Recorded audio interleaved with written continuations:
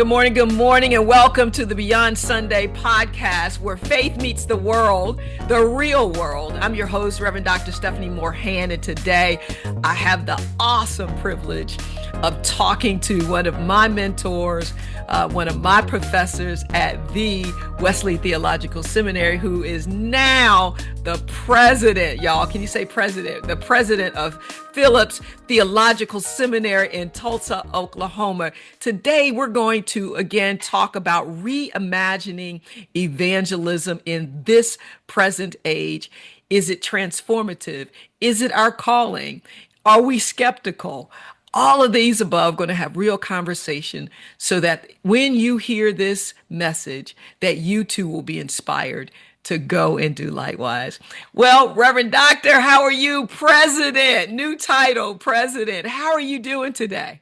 I am wonderful. It's so good to see you and be with you. And love the work you are doing. And I know that you are making a difference not only in the lives of others, but also in our community. So thank you for inviting me to join you. Thank you. Thank you. Just a little background. Just want to make sure that our listeners understand why this is important. I'm a United Methodist, and we've worked in United Methodist circles. And the question becomes, how does the church continue to be the church in this present age? And if we don't tackle and deal and understand evangelism, and I call it reimagining, reclaiming our evangelistic identity, and what does that mean? A lot of people are afraid of it. A lot of people are like, no, that's those folk who do that. And some in the Christian and in the religious circles, they do a heck of a job of this and not afraid of it. And so I want to get a scholar, an expert, someone who's lived it, to have these conversations to say, what is it that we can do? So President Powe, I would ask a first little question. Why were you invested? Why do you believe evangelism is important in this present age? There are a couple of reasons, and thank you for the question. And again, thank you for inviting me. The big thing is we have such a misconception of evangelism. The reality is all of us are in the church today because of evangelism. We often shortchange evangelism to simply thinking about it as I got to go knock on doors and invite somebody to church. Or some of us think of somebody yelling on the street corner, and that's our image of evangelism. But evangelism is a process, we're Methodists, and if you think about Wesley, I mean, for Wesley, it's the discipleship process. So evangelism certainly is about inviting, but it's how do we actually help people to become disciples? So whether or not you were invited to the church as an adult, or even if you grew up in the church and then someone still helped you in the discipleship process, all of that is an evangelism. So one of the reasons I'm so invested is we have to help people to understand that this really is a process that we all should be invested in so that we can actually make a difference in the church. We wouldn't be here today if it weren't for evangelism. And the second reason, frankly, is we're struggling as a denomination. We have been struggling since we became the United Methodist Church. And if we don't really take evangelism seriously, that means at some point in time, we will cease to be the United Methodist Church. Our denomination will just continue to shrink. So I'm invested in we have to take this seriously because we have to continue building relationships and inviting people to experience God through this pathway that we call the United Methodist Church. Mm, excellent, excellent. Yes, I would concur with you is that we've got to re-energize. The greatest movement in Christendom in America was because our evangelistic spirit in its inception when it came to America. And that is under the Wesleyan movement that happened. That was the greatest movement in Christendom in this modern world. And so it's time to reclaim that energy and entity, but alignment with Holy Scripture, but God mandates that we do it. Because I just love Acts 1:8. I just love it.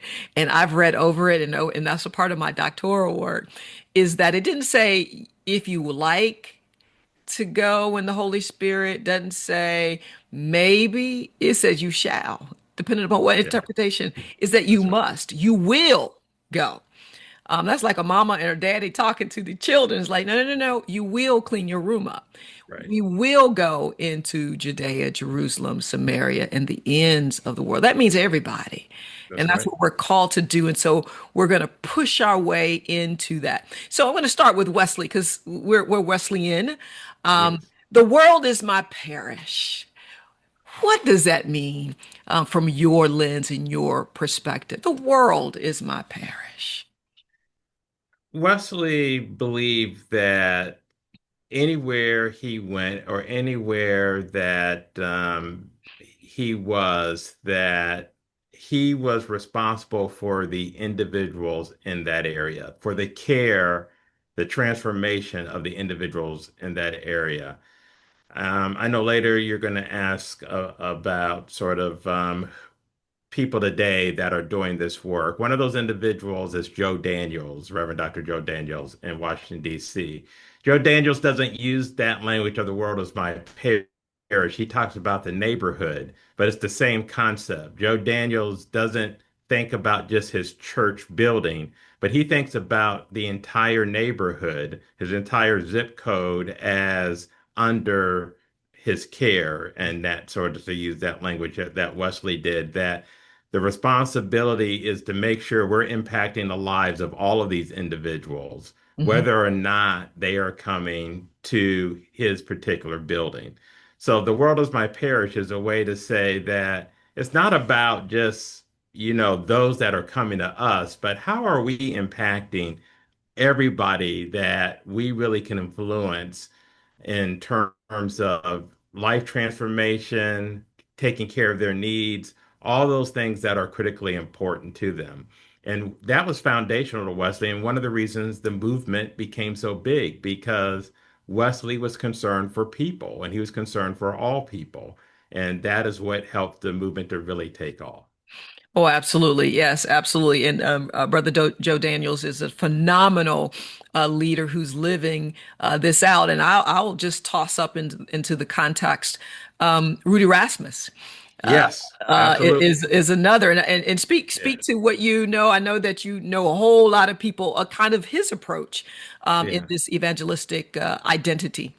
Yeah, well, Reverend Rudy is just unique and does his thing in so many different ways. He really believe in being out in the community. Mhm. He believes that ministry is actually located in the community. And his goal is, again, how do we impact those individuals that are actually out there and make a difference in their lives? What can I do to be out there Mhm. with them? Not doing things for them, but with them to make that difference in their lives. So he sees his role as not simply, again, getting people in his church building, but he sees his role as, we're going to have church, whether it's in the building, whether it's on the sidewalk, whether it's down the street in, this chicken joint, wherever we are, we're going to figure out how to have church and have an impact on lives. I mean, the other thing that I think for Reverend Rudy is significant relationship. So Mm. very relational in terms of how he connects with people. It's not about, I'm trying to hit you over the head and make you do something. It's about understanding that I've been in tough spaces and I'm going to listen to your story. I hope you'll let me share my story, and building that relationship with people.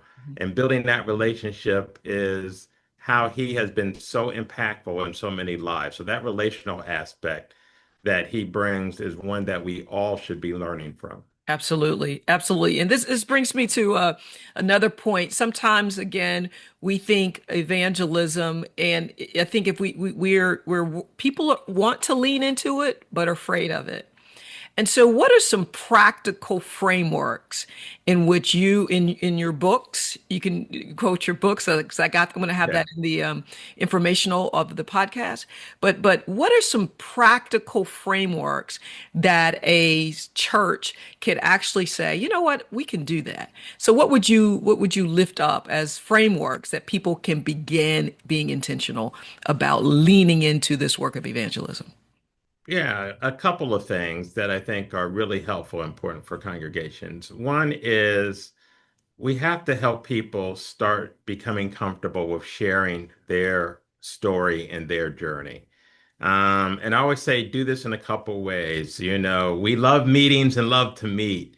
Um, Help people in those meetings with people they know, just to share how God has moved in their life that day, how God has moved in their life that week or that month. But where they've seen the movement of God, because that helps us become more comfortable with sharing our story. And it's not a matter of trying to get people to memorize the scriptures and you've got to be an expert in this. It's simply, hey, I was going through this and I experienced God or the Spirit moving in my life and sent this person. And, so just sharing individual stories, I think is critical and helping people to become comfortable with that, because when we become comfortable with it, we're then able to start sharing with other people, our story in a way that can actually connect with them. So that to me is foundational and key. The second piece is invitation, inviting people to our church, but or inviting them to experience ministry with us as we're outside, but making that invitation, and saying, I'm going to be there, I'm going to be with you, come as we do this work with individuals, and are working to make a difference with others. So that invitational piece, because again, I think people get a picture of the church, and in many cases, it can be right that we're sort of closed off doing our thing up here, and they miss all the wonderful work not only United Methodists are doing, but really all denominations and non-denominations are doing out in the world. So let's invite people to be a part of that work that we're doing. And then for me, what I talked about earlier is really how do we help people to become disciples? Ultimately, I mean, this is where I really lean on the Wesleyan roots, is that we should be growing in our faith daily to become more like Jesus. And how do we help people to take that journey?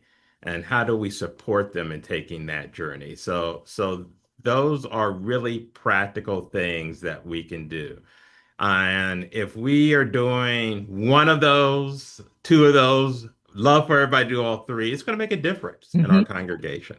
Indeed, indeed. And so it first starts with being a disciple first, right? Yeah, yeah, That we have to be absolutely. a disciple. And so, what are some other practical things? Because you can't get to evangelism until you've had a foundation of disciple. How do we grow as being a mature disciple of Jesus Christ, from baby drinking milk to Right. a mature? Yeah. A couple of things. One is we have to be intentional about making sure that we are with others, studying and learning, so that we are growing spiritually. That is critically important. And of course, this goes back to Wesley of when he would have people in some form of what we would call small group. He, of course, had different names for it during his time, but how are we growing spiritually together and holding each other accountable for that growth? It's like anything else. If I'm a sports fan, if I want to be a great basketball player, I can't just sit on the couch and watch it all day long. If I want to actually do it, I have to go out and practice and do it myself. So if we, that requires that we have to actually be intentional about our own spiritual development. The second piece is then we have to mentor others, Mhm. in their spiritual development, and we have to mentor others, in sharing their story, so that we are helping them to take that journey of discipleship. Sometimes we get caught up of, I've got Jesus, I'm doing my thing, it's all good, and that's wonderful. But the real key is, are we mentoring others? Are we helping others to come along on this journey with us so Hmm. that if we keep that process going, they're mentoring the next person, to come along with them so that again we can keep the growth going. So that would be the second piece. And third, I would say that is really important is how are we looking to make sure that we're making a difference going back again to thinking about Joe Daniels and Rudy in this case? How are we making a difference in the lives of the broader community? So it's Hmm. not just about the church, That's right. but how are we witnessing so that others can see how God moves beyond just the walls of the church? So Mm, what is mm. our witness to the world? Oftentimes, unfortunately, the church witness to the world is negative, Correct. that we're seeing on TV. How do we help people to see the actual wonderful things? And there are many that the church is doing out in the world. Absolutely. Thank you. Thank you for that. Thank you for that. And shifting a little bit, because as the new president of a seminary, what would you say you're doing and others should do as they're creating, or you all are creating the pipeline for leaders who are going to go back into the local context to be the prophetic voices in this present age? What are things in which you're doing at your seminary, and that others that you've seen are doing to actually make evangelism a topic, a subject matter, a foundation for equipping leaders to lead? Yeah, thank you for the question. I'm excited about the work we're doing here at Phillips. And we just received a Lilly grant, and we're in Tulsa, Oklahoma, which is a wonderful city, but Oklahoma itself is very rural in many places and surrounded by other states that have very sort of rural communities. So one of my main focus over the next few years will be how do we strengthen and make vital, particularly those congregations in rural communities. And a big piece of that is evangelism. How do we help them to really do that work of not thinking about we need to become a mega church or we need to get to a certain number, but what we have to do is be evangelistic in a way that we are vital and essential in our communities. Mm, So what we're going to be doing is training leaders in those congregations so that they can create that ethos within their congregation to do that work to strengthen our churches. And this is going to be an ecumenical effort. So that is not we're a disciple seminary, but it's going to be Disciple United Methodist, AME, all of those that we're looking to sort of engage in doing this work. In our context, that's going to be critically important because we need to make sure that we have vital, particularly rural congregations in this area, um, so that they are sort of the bedrock in many of their communities. mhm. Um, and of course, we want those who are going into the cities to also experience and be trained in these areas. So that will be a piece of it also. But I'm really excited about this effort, particularly for rural communities.